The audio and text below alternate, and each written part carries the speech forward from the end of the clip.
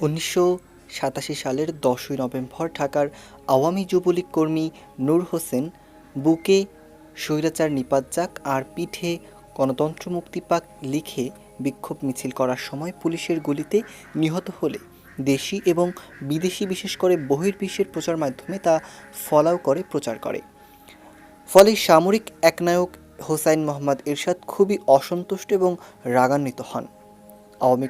আওয়ামী লীগের কর্মীদের আন্দোলনে বলিষ্ঠ ভূমিকা থাকায় এরশাদ মনে করেন ভুল বোঝেন যে শেখ হাসিনা তলে তলে কর্মীদের তার বিরুদ্ধে লেলিয়ে দিয়েছেন। তিনি এই বলে মন্তব্য করেন যে আমার খাবে আমার পড়বে, আবার আমার সাথে গাদ্দারি। শেখ হাসিনা গাদ্দারি করবে, আমার সাথে বেইমানি করবে, নাফরমানি করবে।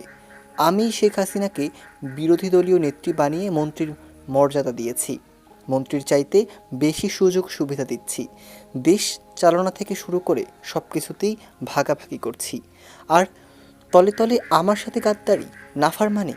আমি আর শেখ হাসিনাকে কোনো ভাগ দেব না, দলীয় দলের নেত্রীও রাখব না।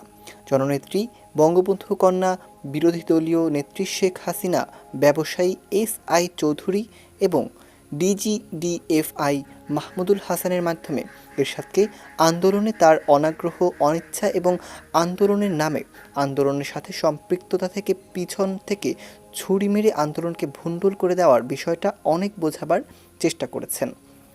কিন্তু এরশাদ নাছোড়বান্দা। তার এক কথা, আন্দোলনের নামে আমাকে প্রকাশ্যে সরাসরি সমর্থন দিতে হবে, নইলে আমি পার্লামেন্টও রাখব না, শেখ হাসিনাকে বিরোধী দলীয় নেত্রীও রাখব না। বিরোধী দলীয় নেত্রী থাকতে হলে এবং মন্ত্রীর মর্যাদাসহ অন্যান্য সকল প্রকার সুযোগ সুবিধা পেতে হলে আমাকে কোনো প্রকার রাগঢাক না করে ঢালাওভাবে সমর্থন করতে হবে।